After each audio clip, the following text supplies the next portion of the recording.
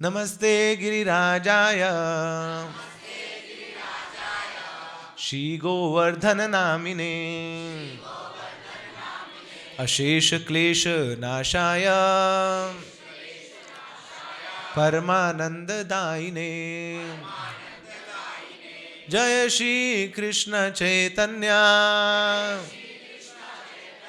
प्रभु नित्यानंद श्री अद्वैत गदाधर शिवासादि गौर भक्त वृंदा। हरे कृष्णा। तो हम सेलिब्रेट करने जा रहे हैं नित्यानंद त्रयोदशी महामहोत्सव की। तो आज थोड़ा नित्यानंद प्रभु के बारे में चर्चा करते हैं। गिरि गोवर्धन धाम में तो एक्चुअली दोनों का आपस में बहुत मेल है, गिरिराज महाराज का और नित्यानंद प्रभु का। भगवान श्री कृष्ण वो भगवान है और वो भगवान अपने अलग अलग रूपों में आते हैं, मगर कई बार भगवान ऐसे रूप भी लेते हैं कि जिन रूपों में वो अपनी सेवा करते हैं। तो वैसे तो भगवान सेव्य भगवान है, भगवान श्री कृष्ण क्या है? सेव्य भगवान है। मगर कई बार भगवान ऐसे रूप में आते हैं जब वो सेवक भगवान बन जाते हैं। तो उनका एक रूप है बलराम जी। वो क्या करते हैं? बलराम जी भगवान की सेवा करते हैं। एक ही स्वरूप दोनों भिन्न मात्र काय। एक ही स्वरूप है, कृष्ण और बलराम एक ही है, मगर किसमें भेद है? काया में भेद है। और किसमें भेद है? उनका जो भाव है उसमें भेद है। तो भगवान श्री कृष्ण सेवा को एक्सेप्ट करते हैं और बलराम जी सेवा करते हैं भगवान की प्रीति के लिए, उनको प्रसन्न करने के लिए। और वही बलराम जी कलयुग में आते हैं। नित्यानंद प्रभु की। ब्रजेंद्र नंदन जय शचि सुत होलो सही बलराम होइलो निताय। तो ब्रजेंद्र नंदन है भगवान श्री कृष्ण, वो कलयुग में किसके रूप में आते हैं? शचि सुत होलो सही, तो शचि माता के पुत्र के रूप में आते हैं। और बलराम किसके रूप में आते हैं? नित्यानंद प्रभु के रूप में आते हैं। जिस प्रकार बलराम जी एक प्रकार के सेवक भगवान है, तो ऐसे ही गिरिराज जी भी कौन है? वो भी सेवक भगवान है। तो वो भी भगवान की सेवा करते हैं। स्वयं भगवान श्री कृष्ण भी हैं और उनके सेवक के रूप में कार्यरत हैं। तो ये बड़ा ही सौभाग्य है कि दो ऐसे परम अस्तित्वों के बीच में हम चर्चा कर रहे हैं। गिरिराज गोवर्धन में नित्यानंद प्रभु की चर्चा कर रहे हैं।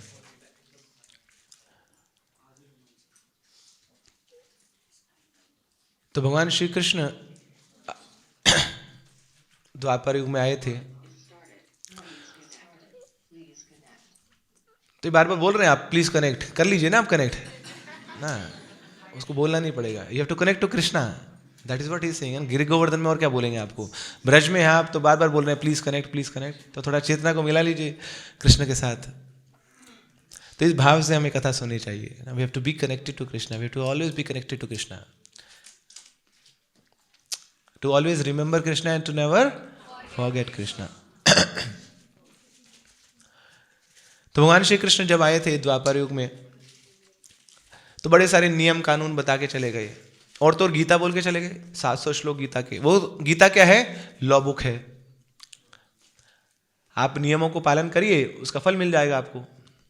तो वहां ने बहुत सारे नियम बताए, ये करो ये ना करो ना, ये सतोगुण है, ये रजोगुण है, ये तमोगुण है, सतोगुण में रहने का प्रयास करिए, ये माया है, माया से दूर रहिए, आप शरीर नहीं है आप आत्मा है। बड़े सारे उन्होंने प्रिंसिपल्स बताए। अंत समय में क्या करना है सब बताया। मगर अब आ गया कलयुग। तो कलयुग लोगों को बड़ा मजा आता है नियमों को तोड़ने में। हाँ, बैंड बजा देते हैं हम नियमों की। हम नियमों का पालन नहीं कर पाते हैं, बहुत मुश्किल है। तो फिर कैसे भगवत प्राप्ति होगी? और जब भगवान श्री कृष्ण वापस गए अपनी द्वापर युग की लीला को खत्म करके, जब वापस पहुंचे गोलोक में, तो घर आके क्या करता है बंदा? घर आके अपने घर का सामान देखता है ना, सारा सामान ठीक है क्या नहीं, कोई चोरी चोरी तो नहीं होगी। तो ऐसे भगवान श्री कृष्ण ने अपना लोकर खोला। लोकर खोल के देखा तो वहां तो अपार धन है, कृष्ण प्रेम का अपार धन है और सब भरा पड़ा है। अब भगवान श्री कृष्ण बोले कि अरे मैं पूरी लीला करके चला गया द्वापर युग में, मगर असली जो मेरा धन है वो तो मैंने दिया नहीं है। यही तो मैं देना चाहता था, कृष्ण प्रेम देना चाहता था, मगर मैं तो नियम कानून बता के आ गया, उसे कृष्ण प्रेम तो मिलने वाला है नहीं। और नियम भी बड़े कठोर है। गीता में क्या बोलते हैं भगवान, ये यथा माम प्रपदन्ते ताम तथा भजामि हम। आप जितना करोगे मैं उतना करूंगा। अब ऐसे थोड़ी होता है, हम कलयुग के लोग हैं, मंद सुमंद लोग हैं, हमारी तो इच्छा नहीं है, कोई भाग्य भी नहीं है हमारा, तो कैसे हम भगवान की ओर आगे बढ़ेंगे, कैसे कृष्ण प्रेम को प्राप्त करेंगे। तो फिर वो भगवान श्री कृष्ण बोलते हैं, अरे गलती हो गई, असली चीज़ तो करना भूल गया। कई बार बाजार जाते हैं ना, मॉल जाते हैं, तो मॉल लेने गए थे आप पेंसिल लेने के लिए, ना वहाँ जाके कपड़े खरीद लाए, ना जूते खरीद लाए, मगर पेंसिल रह गई, असली जो काम था वो रह गया।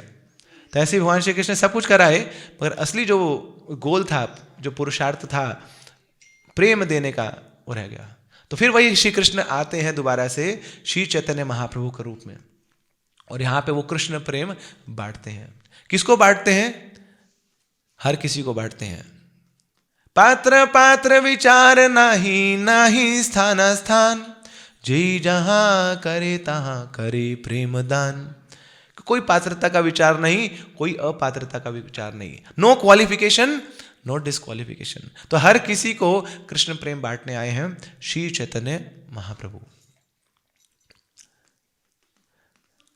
तो अगर आपको राधा कृष्ण की भक्ति चाहिए तो हमारे आचार्य बताते हैं आपको किसके अनुगत होना पड़ेगा? चैतन्य महाप्रभु के। चैतन्य महाप्रभु ही मार्ग हैं जिनसे हम राधा कृष्ण की भक्ति प्राप्त कर सकते हैं। उन्होंने इतना उदार कर दिया, इतना आसान कर दिया हमारे लिए कृष्ण प्रेम को प्राप्त करना। अब चैतन्य महाप्रभु की कृपा कैसे मिलेगी? तो वो बताया जाता है चैतन्य महाप्रभु की कृपा मिलेगी हमें नित्यानंद प्रभु के माध्यम से। चैतन्य महाप्रभु प्रचार करते थे, मगर किसको प्रचार करते थे? He used to preach to classes. आपने अगर चैतन्य चरितामृत पढ़ी हो तो चैतन्य चरितामृत में वर्णन आता है चैतन्य महाप्रभु बड़े बड़े लोगों को प्रचार करते थे। जैसे सार्वभौम भट्टाचार्य बहुत बड़े मायावादी थे, मायावादी थे मगर बहुत बड़े थे, वहां जगन्नाथपुरी के पुजारी थे वो। रामानंद राय, उनको प्रचार किया। कौन थे रामानंद राय? गवर्नर थे मद्रास के।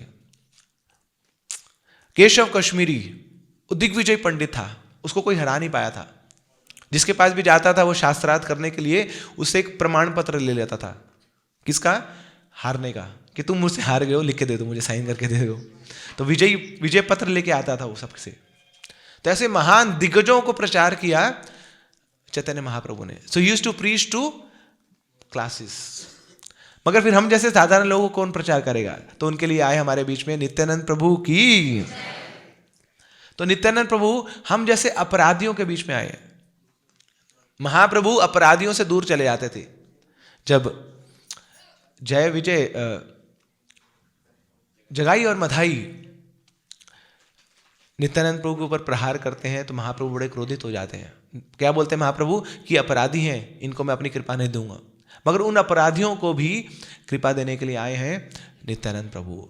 पापी धापियत छिलो हरि नाम उद्धारी लो, तार साक्षी जगाई मधाई। तो ऐसे पापी धापी लोगों को भी उद्धार करने के लिए आए हैं श्री नित्यानंद प्रभु। तुम्हार कृपा विना नेह चैतन्य ना पाए, तुम्ही कृपा कैले तारे अधमेह पाए। तो चैतन्य चरितामृत में कविराज गोस्वामी वर्णन करते हैं अंतलीला में कि नित्यानंद प्रभु की कृपा जिसको नहीं मिलेगी उसको चैतन्य महाप्रभु की कृपा मिलने वाली नहीं है। और तुम्हारी कृपा, आपकी कृपा किस किस को मिलेगी? अधमेह पाए। जो अधम लोग हैं, जो गिरे हुए लोग हैं, उनको भी आप अपनी कृपा देने के लिए तैयार बैठे हैं। परम करुणा पाहु दुई जान निताई गोरा चंद्रा, सब अवतार सर शिरोमणि केवल आनंद कंदा। परम करुणा, परम करुणा के सागर है ये दो भाई, निताई गौरचंद्र। सब अवतार सार शिरोमणि। भगवान के बहुत सारे अवतार हैं, मगर इन सारे अवतारों के जो शिरोमणि है, जो चूड़ामणि है, जो टॉप मोस्ट है, वो है श्री श्री गौर निताई की। और उसमें भी कविराज गोस्वामी बता रहे हैं कि इन गौरांग महाप्रभु की अगर आपको कृपा चाहिए तो नित्यानंद प्रभु की कृपा के बिना वो कृपा आपको मिलने वाली नहीं है। देखो रे भाई त्रिभुवने नाई, ए मन दयाल दाता, पशु पाखी जोरे पाषाण विदारे सुनि जार सुन गाथा। पशु पाखी जुरे, इनकी इतनी कृपा है कि जो पशु हैं, जो पक्षी हैं, उनका हृदय भी पिघल जाता है। पाषाण विदरे, जो चट्टान है वो मेल्ट हो जाती है। तो ये बाहर की चट्टानों की बात नहीं हो रही है, हमारे जो हृदय, उसमें जो पत्थर बैठा है, पत्थर जैसा हृदय हो गया है, वो भी द्रवित हो जाता है नित्यानंद प्रभु की कृपा जिसको मिल जाती है। इस प्रकार बहुत ही कृपालु हैं चैतन्य महाप्रभु, मगर चैतन्य महाप्रभु से भी ज्यादा कृपालु हैं श्री नित्यानंद प्रभु। तो नित्यानंद प्रभु स्वयं बलराम जी हैं, मगर भेद है नित्यानंद प्रभु और बलराम जी में। कुछ सिमिलरिटीज भी हैं और कुछ भेद भी है। सिमिलरिटी क्या है? तो वही है, जो बलराम जी हैं वही नित्यानंद प्रभु हैं, मगर बलराम जी क्या है, बड़े ही शांत स्वभाव के हैं, बहुत शांत स्वभाव के हैं। जब महाभारत का युद्ध होने वाला था, बोले मैं नहीं लड़ूंगा, हम साधु लोग हैं, हम युद्ध में भाग नहीं लेते हैं, हम जा रहे हैं, शांति दूत बनकर चले गए, छोड़ छाड़ के चले गए। वहां बताए इतने लोग लड़ रहे हैं, पांडव लोग लड़ रहे हैं, कौरव लोग लड़ रहे हैं, किसी की तो साइड ले लो, नहीं हम तो जा रहे हैं जी। तो बहुत शांति प्रिय हैं। फिर जय गए हस्तिनापुर, हस्तिनापुर में वहां मिले तो किसी ने कुछ बुरा भला बोल दिया, तो क्या किया, बलराम जी ने लिया अपना हल और गाड़ दिया जमीन में, और पूरी जमीन के साथ सारे लोगों को उठा के बोले पटक दूंगा, समुद्र में पटक दूंगा तुम लोगों को, उल्टा बोलते हो। तो बड़े शांति प्रिय हैं बलराम जी, कोई क्रोध नहीं आता उनको। फिर एक बार गए, जब वहां तीर्थाटन कर रहे हैं तो वहां पहुंचे नैमिषारण्य, तो वहां भागवत कथा चल रही है। तो एक बड़े ही महाजन रोम हर्षण सुता वो कथा कर रहे हैं, भागवत कर रहे हैं। तो सब लोग बड़े ध्यान मग्न होकर कथा को सुन रहे हैं। इतने में बलराम जी प्रवेश करते हैं, पीछे से जा रहे हैं। बलराम जी ने क्या देखा कि रोम हर्षण सुता व्यासासन पे बैठा है, मगर मुझ बलराम को प्रणाम नहीं कर रहा है। तो बलराम जी बड़े क्रोधित हो गए और लिया एक घास का तिनका और सीधे गए व्यासासन पे और उसको गले पे मार दिया, मर गया उसको। तो बड़े ही शांति प्रिय हैं बलराम जी, कोई क्रोध नहीं करते हैं, गुस्सा नहीं आता उनको। तो हमारे आचार्य बताते हैं क्यों मारा उसको, वो तो बेचारा भागवत बोल रहा है, भागवत प्रवक्ता को मार दिया। क्यों? क्योंकि भागवत तो बोल रहा है मगर झूठे तरीके से बोल रहा है, उसको शिष्टाचार नहीं पता है कि सामने कौन है, स्वयं बलराम जी हैं जो आदि गुरु हैं। जब आपसे सुपीरियर कोई आता है तो आसन को त्याग देना चाहिए, मगर वो अपने यश और प्रसिद्धि के कारण, अपने अहंकार के कारण उस आसन से चिपका रहा, तो क्या भागवत बताएगा? जो एक भागवत व्यक्ति ही भागवत बता सकता है ना। कई बार हमें भी व्यास आसन में बैठा दिया जाता है ना, हम जैसे छोटे लोगों को, तुच्छ लोगों को, तो हमें लगता है कि हम कथा वाचक हैं, हम भागवत बोलेंगे। नहीं, वो तो गुरु की कृपा है कि आपको थोड़े समय के लिए टेम्परेरी वहाँ पे वो आसन दे दिया है ताकि आप अपनी शुद्धि करा लो, है ना। कई बार मशीन में डाला जाता है ना कपड़े धोने के लिए, आपको बोलेगा देखो मैं तो मशीन में धुलती हूँ जी ना, तू तो हाथ से धुलती है, तू तो सोटे खा के धुलती है ना, तेरे अंदर गंदगी ज़्यादा है इसलिए तुम मशीन से धोला जा रहा है। तो वो तो उस गुरु क्या करते हैं, देखते हैं भक्त को, उसको शुद्धिकरण के लिए ऐसी ऐसी सेवाएं दे देते हैं। तो ऐसे ही बलराम जी ने देखा कि ये कौन है ना, ये तो अपराध कर रहा है, इसको पता नहीं है कि जब गुरु आते हैं तो गुरु के समक्ष झुकना चाहिए, तुरंत झुकना चाहिए, अपनी सारी उपाधियों को छोड़कर, है ना, तुरंत शरणागत होना चाहिए, विनीत होना चाहिए, विनीत भाव से सरेंडर करना चाहिए गुरु को। तो जैसे किया था सब ब्रजवासियों ने सरेंडर किया था, सरेंडर किया था ना, किसको? गिरिराज जी को। किया नहीं तो ने सर अंदर, सबने सरेंडर कर लिया था ना, गिरिराज जी के सरेंडर कर लिया था। तो ये सरेंडर, तो अपना सर, अपने सब कुछ सर्वस्व न्यौछावर कर देना, वो है सरेंडर। तो ये बलराम जी ना बड़े शांति प्रिय हैं, गुस्सा नहीं करते हैं, हल्का सा बस उनको बस चिंगारी मिल जाए ऐसे भड़क जाते हैं। वही बलराम जी आए थे लक्ष्मण के रूप में, अपने ही पिताजी के ऊपर तलवार चलाने के लिए तैयार थे। बोले ये कामी व्यक्ति है, ये दशरथ, इसी के कारण मेरा भाई उसको जाना पड़ा वनवास में, एक स्त्री के काम के वशीभूत हो गया है। तो सब लोग उसको ठंडा कर रहे हैं, बोले क्या कर रहे हो, पिताजी के बारे में उल्टा सीधा बोल रहे हो, जन्म दिया उन्होंने आपको। बोले अच्छा है जन्म ना देते मुझे ना, ऐसे व्यक्ति के घर में जन्म लेने से तो अच्छा है मैं कहीं बाहर किसी अनाथालय में चला जाता, या मेरे पिताजी मुझे त्याग देते। तो ऐसे बलराम लक्ष्मण है क्रोधित हो जाते हैं। जब वनवास में है चित्रकूट में, तो श्री राम जी के सेवक के रूप में है। तो श्री राम जी अपने कामतगिरी वन में पर्वत पे रहते हैं, और लक्ष्मण जी सामने एक और पहाड़ी है, लक्ष्मण पहाड़ी, वहां पे बैठ के पहरा देते थे। तो दूर से देखा कि बड़े सारे घोड़े आ रहे हैं, हाथी आ रहे हैं, बड़े सारे सैनिक लोग आ रहे हैं, और वहां रथ पे सवार एक व्यक्ति है। तो दूर से देख रहे हैं कि अरे ये तो भरत आया है, इसको यहाँ पे भी चैन नहीं है, हम लोग यहाँ पे सब वनवास में आ चुके हैं, सब कुछ छोड़ के आ चुके हैं, और यहाँ पे भी हमें मारने आ रहा है। तुरंत पहुंचे भाई के पास, श्री राम आज्ञा दीजिए, मैं इसको भरत का सर काट के आपके चरणों में ला के दूंगा, इसका इतना दुस्साहस यहाँ पे आ चुका है। तो श्री राम जी बोलते ठंडा रख भाई, मारने नहीं आ रहा, वो माफी मांगने आ रहा है, वो भरत है, उसका इतना प्रेम है, उसने बोझा धोया हुआ है सारे अपमानों का ना, और यहाँ पे आके शरणागत होना चाहता है। तो ये लक्ष्मण जी हैं, ये बलराम जी हैं, क्रोधित नहीं होते। मगर वही बलराम जी जब कलयुग में आते हैं नित्यानंद प्रभु के रूप में, तो क्या करते हैं, चारे देखे तारे कहो दंते तृणाधरी, आमार किनिया लोहो बोलो गोर हरी। तो अपने मुंह में घास का तिनका रखते हैं और सबके पास जाते हैं, घर घर में जाते हैं। Anyone there? तो खोलते, कौन है? बोले मैं आपका दास हूं, बोल क्या चाहिए तुझे? बस एक बार बोलो कृष्ण, भजो कृष्ण, करो कृष्ण शिक्षा, कि एक बार कृष्ण का नाम ले लो ना, एक बार कृष्ण का भजन कर लो, जो कृष्ण बोल रहे हैं वो कर लो, मैं क्या करूंगा, मैं आपका दास बन जाऊंगा, मैं बिक जाऊंगा आपसे, जो आप बोलोगे वो मैं करूंगा, मेरे नाम का कुत्ता पाल लेना आप। तो ऐसे नित्यानंद प्रभु हैं, बिके हुए हैं बिल्कुल भगवान के नाम के लिए, भगवान की सेवा के लिए। उन्हीं नित्यानंद प्रभु को बोला था, जारे देखे तारे कहो कृष्ण उपदेश, हमारा ज्ञा गुरु है तारे ही देश, कि जिसको भी देखो उसका कृष्ण का उपदेश दो, मेरी आज्ञा से गुरु बन जाओ। और ये जो वचन है नित्यानंद प्रभु ने अपने प्राण मान लिए, अपना जीवन मान लिया, कि जिसको भी देखूंगा उसको क्या बोलूंगा, उसको कृष्ण का उपदेश दूंगा। अब नित्यानंद प्रभु सोचे कि अरे ये भगवान का नाम इतना शक्तिशाली है, और अगर इसको ऐसे लोगों पे टेस्ट कर दें ना जो बिल्कुल ही अभद्र लोग हैं, बिल्कुल ही गंदे लोग हैं, तो सब लोग भगवान नाम की महिमा को जान पाएंगे, कितना शक्तिशाली है भगवान का नाम। कोई भक्त है, उसको आपने भक्ति में ले आए, कोई बड़ी बात क्या है, वो पहले से ही भक्त है।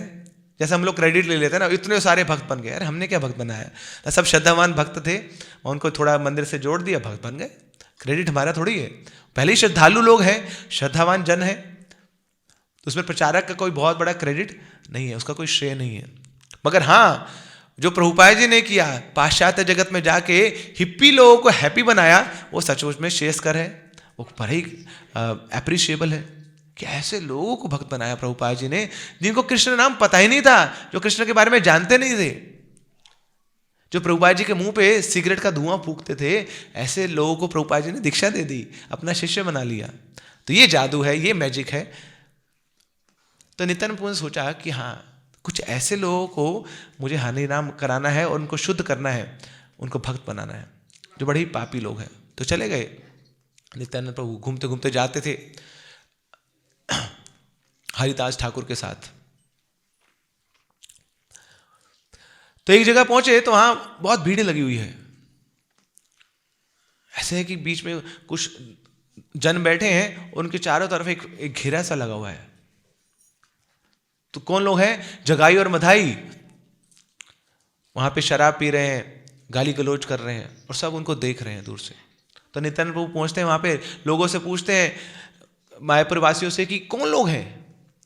बोले तुम्हें पता नहीं कौन है? बोले नहीं पता। बोले अच्छा, तुम्हें नहीं पता, इनका नाम जान लोगे तो तुम्हारे सारे पुण्य खत्म हो जाएंगे। इनके नाम में ऐसी शक्ति है कि कोई इनका नाम ले लेगा तो अपने सारे पुण्य खो बैठेगा। इनका नाम है जगाई और मधाई।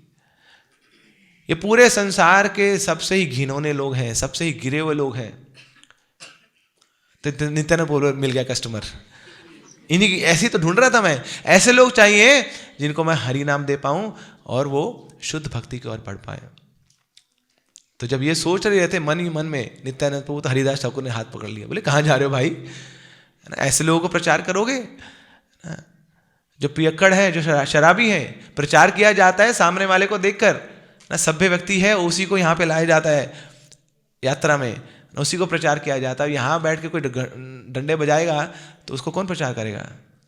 बोले रात को अब 11 बज गए जी, बोतलें खुलेंगी हमारी, है ना, आप यहाँ पे मजे लो, हम वहाँ पे मजे लेंगे, आप हरि नाम का नशा लो, हम वहाँ का नशा करेंगे। ऐसे लोगों को प्रचार नहीं होता है।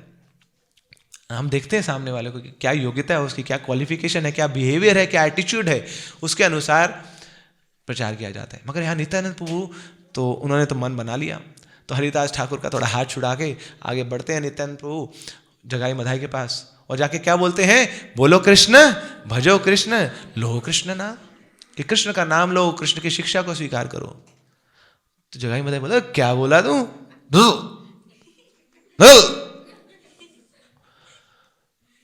तो फिर उसके बाद नित्यानंद प्रभु मान नहीं रहे, बार बार उसको आग्रह कर रहे हैं कि बोलो बोलो। तो मधाई बोलता अरे कृष्णा कृष्णा कुछ बोल रहा है, बोला तू हमसे कृष्णा कृष्णा बोलाएगा, उठा के मारने लग जाते हैं और पहले दौड़ाते हैं निताई को। तो नित्यानंद प्रभु दौड़ के भागते हैं, पीछे पीछे दौड़ रहे हैं जगाई मधाई, तो बहुत दूर भाग जाते हैं।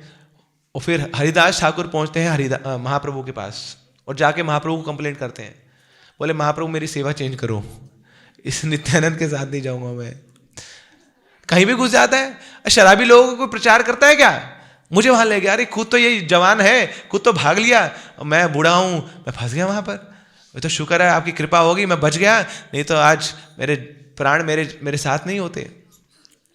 तो नित्यानंद प्रभु को हंसते हंसते समझाते हैं महाप्रभु, नित्यानंद ना थोड़ा ध्यान रखो, कल दूसरी गली में जाना, कल वहां मत जाना।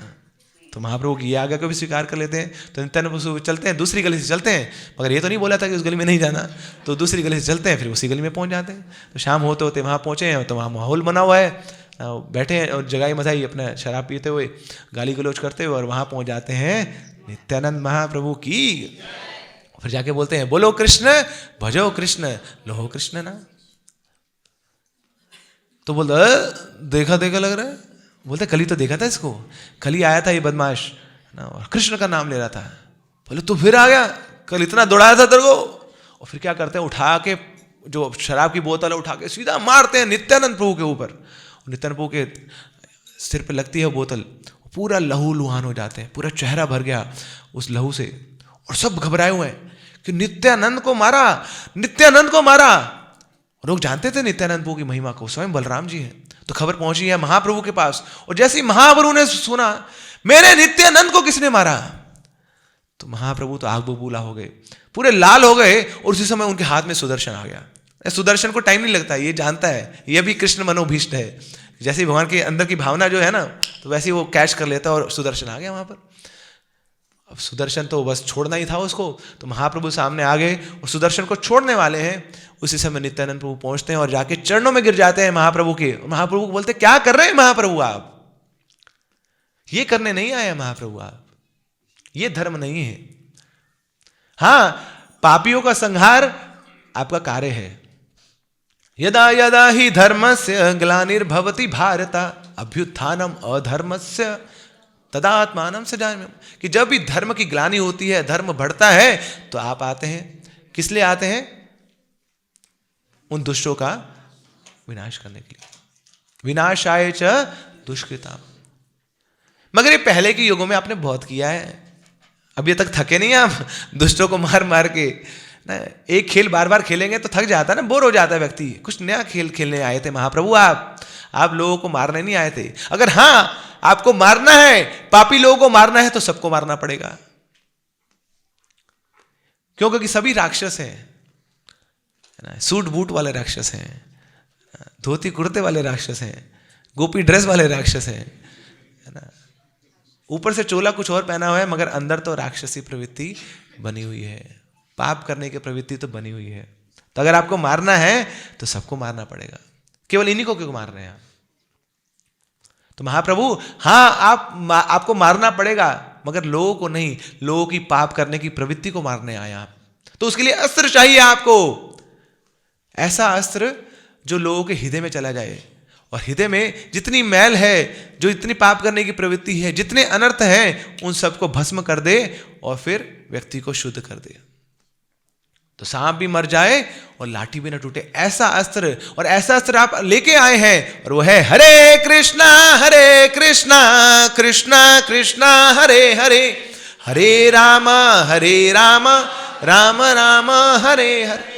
तो ये हरे कृष्ण महामंत्र आपका अस्त्र है महाप्रभु कलयुग का। ये कर्णों से अंदर जाता है और कर्णों से जाके सीधा हृदय पे जाता है, हृदय पे इतना वार करता है, सब खत्म कर देता है, सब काम वासनाएं खत्म कर देता है, सब अनर्थ खत्म कर देता है और व्यक्ति शुद्ध हो जाता है। चेतो दर्पण मार्जनम भव महादावाग्नि निर्वापणम शेहा कैरव चंद्रिका वितरणम विद्यावधू जीवनम। तो इस प्रकार ये नित्यानंद प्रभु है। अकरोध परमानंद नित्यानंद राय। अकरोध, कोई क्रोध नहीं है उनमें।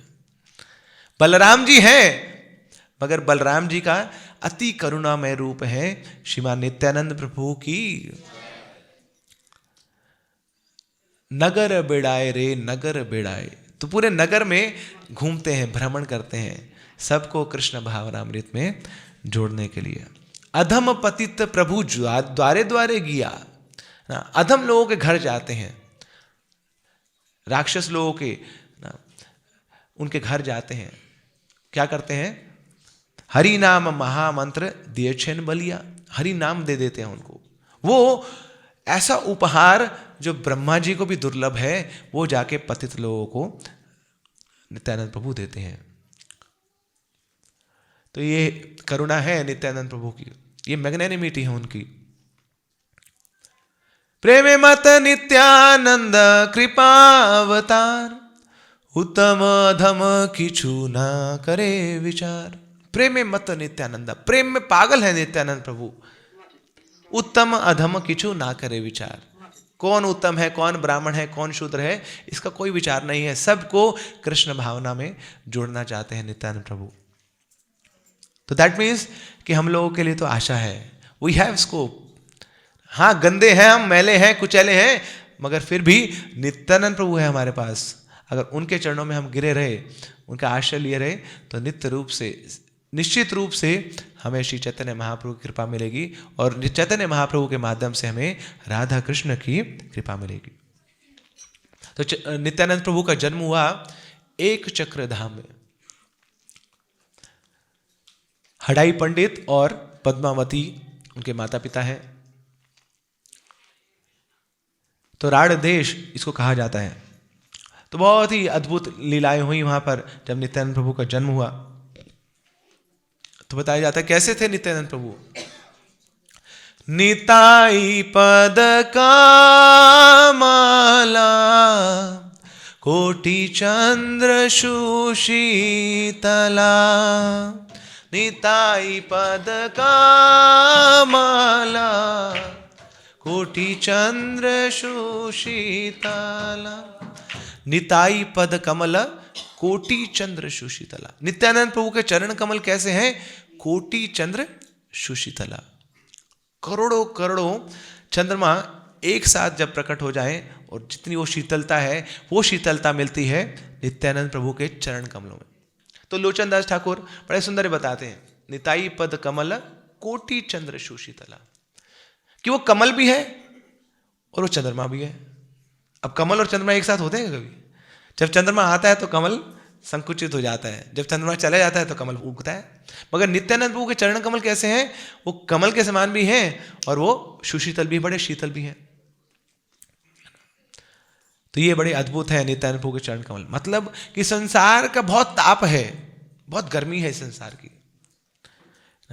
यहाँ के आकर्षणों की, यहाँ के हमारी अपनी इच्छाओं की बहुत गर्मी, हम तड़पते रहते हैं। मगर जिसने नित्यानंद प्रभु के चरणों का आश्रय ले लिया, उसको क्या मिल जाएगी? शीतलता मिल जाएगी। उसका हृदय बड़ा ही संतुष्ट हो जाएगा, वो व्यक्ति बड़ा ही शांत हो जाएगा। तो यहाँ पर जन्म होता है नित्यानंद प्रभु का। तो बड़ा ही सुंदर भजन है ना, जो नित्यानंद प्रभु के प्राकट्य को प्रस्तुत कर रहे हैं। तो आप एक बार ग्रुप में शेयर कर सकते हैं।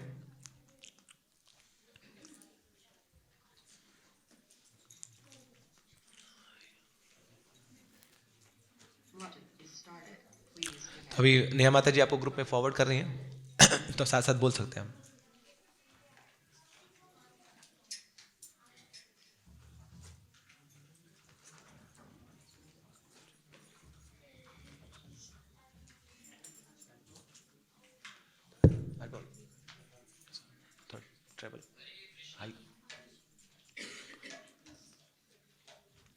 हो गया।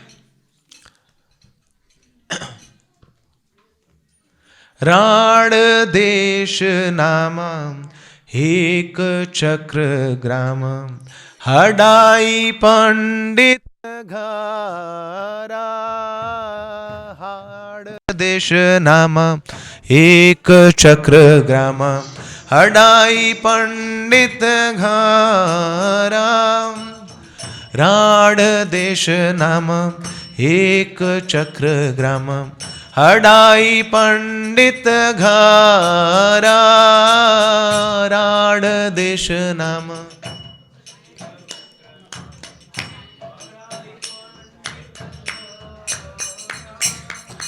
शुभ माघ मासी शुक्ल त्रयोदशी, जन्म मिलेन धारा।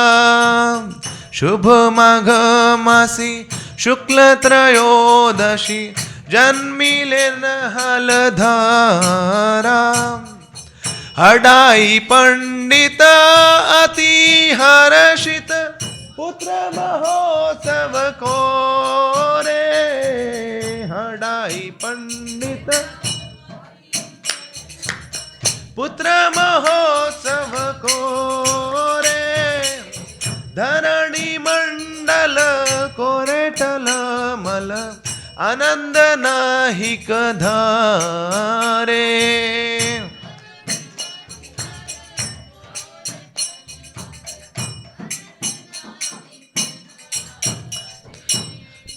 तो राड़ देश में ना एक चक्र ग्राम में हडाई पंडित के घर माघ मास में शुक्ल त्रयोदशी में नित्यानंद प्रभु का प्राकट्य होता है।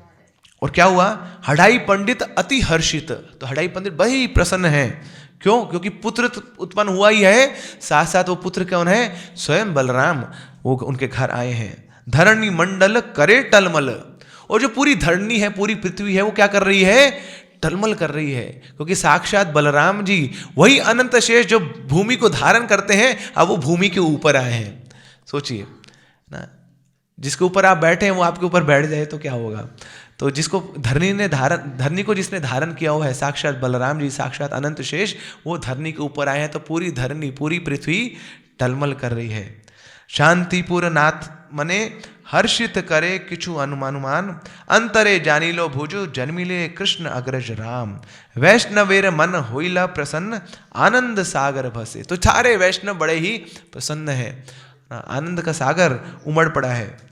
यही दिन पामर होई बे उद्धार, कहे दुखी कृष्णदास। तो ये कृष्णदास ये गीत लिख रहे हैं, दुखी कृष्णदास, कि किस प्रकार नित्यानंद प्रभु का प्राकट्य हो रहा है।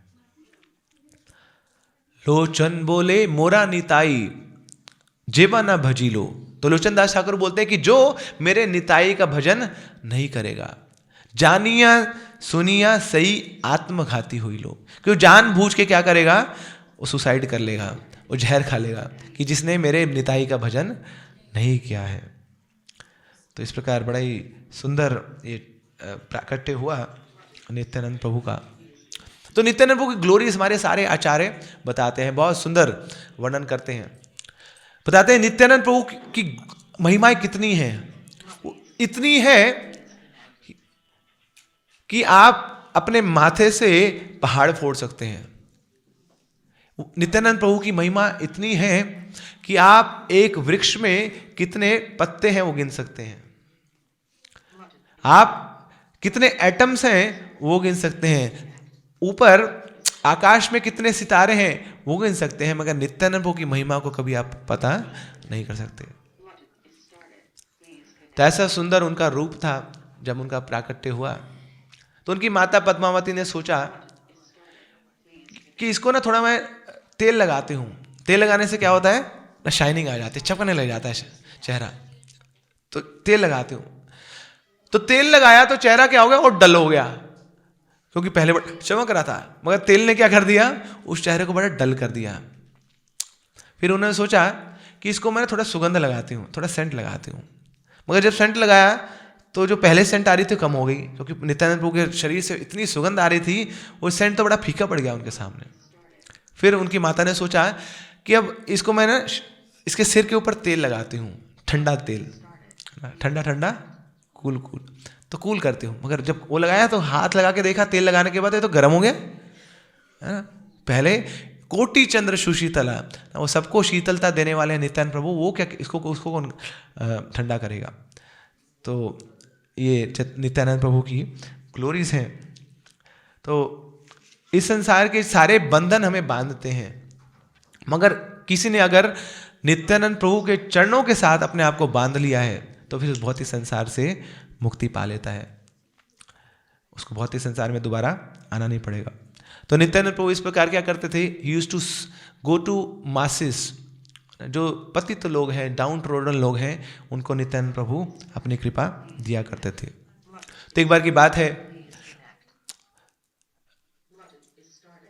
एक चक्र गांव में नित्यानंद प्रभु का जो पूरा एक डेली शेड्यूल था, वो क्या होता था, वो ड्रामा किया करते थे अपने दोस्तों के साथ। तो उनके फ्रेंड थे, वो कौन थे, 12 गोप कुमार, जो ब्रज लीला में गोप कुमार हैं, वही नित्यानंद प्रभु की लीला में आते हैं उनके मित्र के रूप में, उनके साथ लीलाएं करते हैं। तो कई बार नित्यानंद प्रभु वराह बन जाते थे, कई बार मत्स्य बन जाते थे, कभी नरसिंह का रूप ले लेते थे और ड्रामा करते थे। पूरा दिन ऐसे बीतता था एक चक्र में। तो एक बार किसी ने पूछ ही लिया कि नित्यानंद तुम्हें इतना कुछ कहां से पता है, तुम्हें वराह के बारे में पता है, तुम्हें नरसिंह के बारे में पता है ना, सारी लीलाओं के बारे में पता है। तो नित्यानंद प्रभु हंसते बोलते रहे, चिंता मत करो, मैं ही वही हूं ना, मेरी तो लीला है, मुझे अपनी लीला नहीं पता होगी, बचपन में मैंने क्या किया ना, फिर जब जवानी में मैंने क्या किया, सब मुझे पता है, तो ये मेरी तो लीला है। फिर एक बार नित्यानंद प्रभु लीला करते हैं श्री रामचंद्र की। तो रामचंद्र किसी और को बनाते हैं और वो बन जाते हैं लक्ष्मण, उनका ओरिजिनल स्वरूप है। अब हम क्या करेंगे कि देखो ये मेघनाथ है, तो ये मेघनाथ बाण छोड़ेगा मेरे ऊपर और मैं बेहोश हो जाऊंगा। तो ऐसे ही होता है, पूरी लीला चल रही है, तो एक व्यक्ति वो बाण छोड़ता है और सीधा नित्यानंद प्रभु की छाती पे जाके लगता है और नित्यानंद प्रभु बेहोश हो जाते। अब बेहोश तो हो गए मगर उठ नहीं रहे, सब बोलते नित्यानंद ड्रामा खत्म हो गया, चलो घर में वेट कर रहे होंगे, मैं खड़े हो नित्यानंद। वो लेटे हुए हैं, बेहोश है बिल्कुल, पानी की छींटे मार लिए, सब कुछ कर लिया, सारे प्रलोभन दे दिए, बोले नित्यानंद क्या चाहिए तुझे, उठ जा। और नित्यानंद प्रभु ऐसे ड्रामा इनेक्ट कर रहे हैं कि सचमुच में वो बेहोश है। और फिर इतने में एक और उनका गोप आता है और आके बोलता सॉरी सॉरी सॉरी, अरे मुझे उन्होंने रोल दिया था हनुमान का, मुझे जाके संजीवनी लानी थी, मैं भूल गया। तो ये तो बेहोश ही पड़े अभी। तो जाते हैं, फिर संजीवनी बूटी लाते हैं, सुंघाते हैं थोड़ा लक्ष्मण को, फिर जाके उठते हैं। तो फिर सब बोलते हैं ऐसी ऐसी लीला मत करो नित्यानंद, हम तो भूल गए तुम ड्रामा के स्क्रिप्ट राइटर हो, और कोई जो पन्नी पुन्नी है जिसपे लिखा है गुम होएगी तो फिर क्या होगा, अगली बार इसको तो याद थे कि क्या करना है समाओ, तो भूल ही गए कोई, तो क्या कौन सी बूटी थी, नाम भूल गए, इधर उधर हो गए, संजीवनी से कंजीवनी होगी ना, फिर तो बैठ बच जाएगा हमारा। तो ऐसे ऐसी लीला मत कराओ। तो फिर रात को एक लीला होती थी, जब 12 बजते थे ना, तो सब माँ बाप सो गए हैं, तो सब ग्वाल बाल बाहर निकल जाते थे, नित्यानंद प्रभु की जितने भी उनके अनुयायी हैं, पार्षद हैं, दोस्त हैं, मित्र हैं। और रात को अब कृष्ण जन्म लीला होती थी कि मथुरा की जेल में है, तो जेल बनाया जाता था, फिर उसमें देवकी हैं, वसुदेव हैं, और फिर जितने भी गार्ड्स हैं उनको सुला दिया जाता था। और फिर भगवान प्रकट होते थे चतुर्भुज रूप में, और फिर अपने द्विभुज रूप में कृष्ण प्रकट होते थे, और फिर वसुदेव जी टोकरी में लेके उनको ले जा रहे हैं, और सामने जमुना है, जमुना को पार कर रहे हैं। तो ये लीला रात को करती थी। फिर एक दिन एक चक्र गांव में एक सन्यासी आता है, उस समय नित्यानंद प्रभु 13 साल के हैं।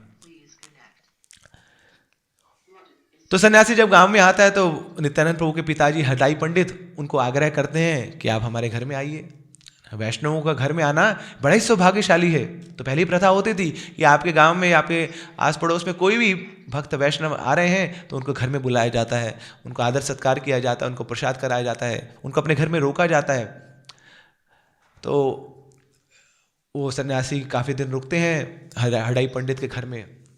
फिर जाते जाते हडाई पंडित उनसे आग्रह करते हैं कि अगर हमसे कुछ भूल चूक हुई है तो क्षमा कीजिए, और आपकी कोई इच्छा है तो हम उसको पूरा करना चाहेंगे। तो सन्यासी बोलता, देखो मांग लूँ क्या? बोले हाँ, अब जो ब्राह्मण वैष्णव मांगेंगे, जब तक वो संतुष्ट नहीं होंगे तो हमें संतुष्टि कैसे मिलेगी? तो आप अपनी इच्छा बताइए, व्यक्त कीजिए। तो सन्यासी बोलता है, देखो मुझे तीर्थाटन के लिए जाना है, बहुत सारे तीर्थ का दर्शन करना है, मगर मैं बूढ़ा हो चला हूँ, अकेले नहीं जा पाऊँगा। तो ये तुम्हारे जो पुत्र है नित्यानंद, ये मुझे दे दो। अब वचन दे चुके हैं हडाई पंडित, मना भी नहीं कर पा रहे हैं। मगर जैसे ये सुना था तो वज्रपात जैसा लगा, it was like a thunder bolt, कि ऐसे निताई ना जो स्वयं भगवान है उनको छोड़ना पड़ेगा मुझे। ये तो सपने में भी कभी सोचा नहीं था हडाई पंडित ने।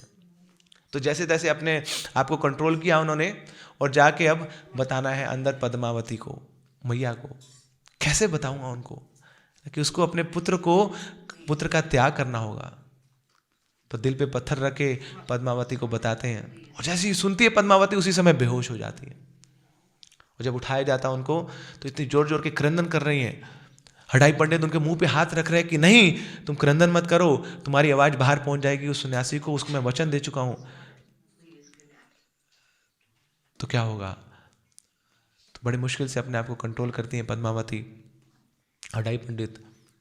फिर आगे आते हैं और सन्यासी को बोलते हैं कि ठीक है ब्राह्मण देवता, आपकी ये इच्छा है तो आप हमारे पुत्र को लेके जाइए और उनसे सहयोग लीजिए तीर्थाटन करने के लिए। अब यहाँ पर नित्यानंद प्रभु चले जाते हैं उस सन्यासी के साथ। अब वो तो घूम रहे हैं, उनके लिए तो पिकनिक है। तो गांव गांव जा रहे हैं, नगर नगर जा रहे हैं, कुरुक्षेत्र जाते हैं, काशी जाते हैं, प्रयाग जाते हैं, वृंदावन जाते हैं, साउथ इंडिया में जाते हैं, तो अलग अलग जगहों पे दर्शन कर रहे हैं। मगर पीछे से यहाँ एक चक्र में क्या हुआ? एक चक्र में हर एक व्यक्ति का जो मन है वो निताई के चरणों में था, मगर अब निताई है नहीं। तो कुछ दिनों तक तो वो क्रंदन करते रहे, रोते रहे विरह में कि निताई वापस आएंगे, निताई वापस आएंगे। फिर कहाँ जाते थे? बाहर जाते थे, वृक्षों के पास जाते थे, बगीचों में जाते थे, मगर उन बगीचों में भी निताई की याद आती थी कि इसी वृक्ष से निताई कूदता था। वो कृष्ण का रोल प्ले करता था कि सामने यमुना है, उसके ऊपर कूदना है, कालिया का दाह करना है। तो हर जगह जहाँ जहाँ गए, जहाँ जहाँ उनके चक्षु जो दृष्टिपात होता था, तो वहाँ निताई का स्मरण होता था। तो अब ऐसा समय आ गया था कि उनका जो विरह है वो पराकाष्ठा पे पहुंच चुका है। तो फिर धीरे धीरे सारे एक चक्र वासियों ने एक चक्र को त्यागना शुरू कर दिया। बोले हम यहाँ नहीं रह पाएंगे, यहाँ निताई की याद बहुत ज़्यादा हमें सताती है, कहीं और जाते हैं। अब एक चक्र सूना पड़ गया, देयर इज नो वन। धीरे धीरे हडाई पंडित और पद्मावती ने भी अपना शरीर त्याग कर दिया। क्यों? क्योंकि अब स्वयं नित्यानंद प्रभु नहीं है। तो जो नित्य आनंद देने वाले हैं वो ही नहीं है आपके जीवन में, तो जीवन का क्या लाभ? तो सबने अपना प्राण त्याग दिए, उस स्थान को त्याग दिया। अब यहाँ नित्यानंद प्रभु घूम रहे हैं, सारी लीलाओं का भ्रमण करके आए हैं। मगर उसके बाद एक निष्कर्ष निकलता है उनका। वहां के पुजारियों से पूछते हैं, बोलते हैं कि मैंने सारे लीला स्थलियों का दर्शन कर लिया, मगर कृष्ण का दर्शन नहीं हुआ। मूर्तियां तो हैं, मगर मूर्तियों में कृष्ण मुझे नजर नहीं आए। तो उनको बताया गया, हाँ कृष्ण तो प्रकट हो चुके हैं नवद्वीप में, गौरांग महाप्रभु का प्राकट्य हो चुका है, तो आप नवद्वीप जाइए। और जब ये सुना नित्यानंद प्रभु ने, तो उनकी तो खुशी की सीमा नहीं है, जोर जोर से कूद रहे हैं कि निमाई आ चुके हैं, गौरांग महाप्रभु आ चुके हैं, मेरे जीवन प्राण, मेरे जीवन धन आ चुके हैं, तो चलो मैं भी चलता हूँ। तो फिर नित्यानंद प्रभु जाते हैं चैतन्य महाप्रभु का दर्शन करने के लिए। अब तक जितनी भी लीलाएं हुई हैं, कृष्ण और बलराम एक ही घर में आए हैं, भाई भाई के रूप में आए हैं, मगर ये ऐसी लीला है कि इसमें पहले से ही विरह है। नित्यानंद प्रभु का जन्म कहीं और हो रहा है, गौरांग महाप्रभु का जन्म कहीं और हो रहा है, और लगभग इतने साल 10-15 साल वो मिले नहीं है। तब जाके नित्यानंद प्रभु मिलना चाहते हैं चैतन्य महाप्रभु से, और वो मिलन होता है नवद्वीप में, और बहुत प्रेम से नित्यानंद प्रभु शरणागत होकर चैतन्य महाप्रभु को स्वीकार करते हैं, उनसे मिलन करते हैं, और फिर चैतन्य महाप्रभु उनको आज्ञा देते हैं कि नित्यानंद, तुम्हारा कार्य ही यही है, तुम्हारा धर्म ही यही है, प्रचार करना, तो तुम जाओ और जहाँ जहाँ जिसको भी मिलो उसको प्रचार करो। तो इस प्रकार नित्यानंद प्रभु गांव गांव जाते हैं, गली गली जाते हैं चैतन्य महाप्रभु की इच्छा को पूर्ण करने के लिए। तो बहुत ही रहस्यमयी है नित्यानंद प्रभु की लीलाएं। हमारे सारे आचार्य सबको नित्यानंद प्रभु की कृपा प्राप्त हुई है, तभी जाके वो चैतन्य महाप्रभु के अनुगत हुए हैं। रघुनाथ दास गोस्वामी, उनको नित्यानंद प्रभु ने आज्ञा दी, ना तुम ही जाओ वृंदावन, ना वृंदावन जाइए आप। और जीव गोस्वामी, उनको नित्यानंद प्रभु ने नवद्वीप परिक्रमा कराई अपने साथ।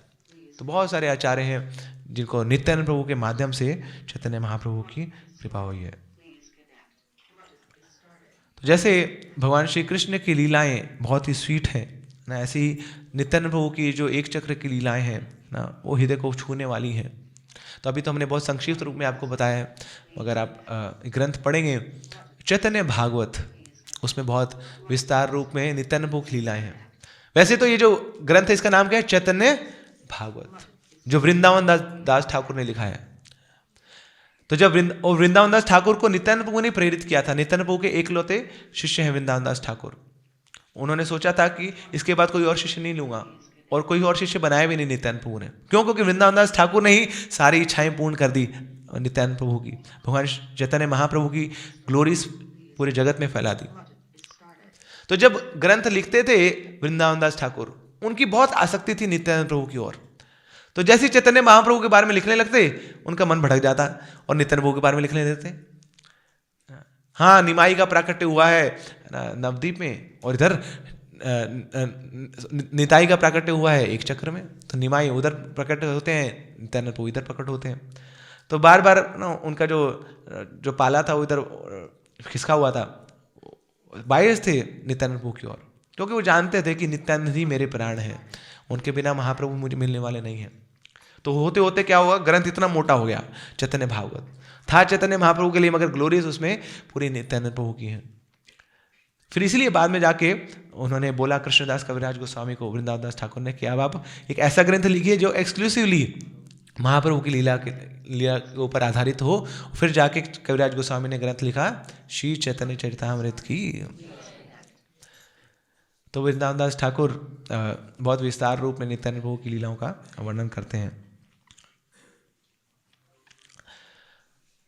तो देखिए, कई बार लोग बोलते हैं कि नित्यानंद प्रभु ने अपने घर वालों को छोड़ दिया, तो बड़े ही कठोर स्टेप है, मगर बड़े ही क्रूर भी लगता है। ये घर छोड़ना आसान नहीं है, मगर क्यों छोड़ा नित्यानंद प्रभु ने घर? किस लिए छोड़ा? समाज के उद्धार के लिए, सब जीवात्माओं को कृष्ण से जोड़ने के लिए उन्होंने घर छोड़ा। तो घर छोड़ने की प्रथा बहुत पुरानी है हमारी। कपिल मुनि ने घर छोड़ा था, अपनी माता देवहूति का त्याग कर दिया।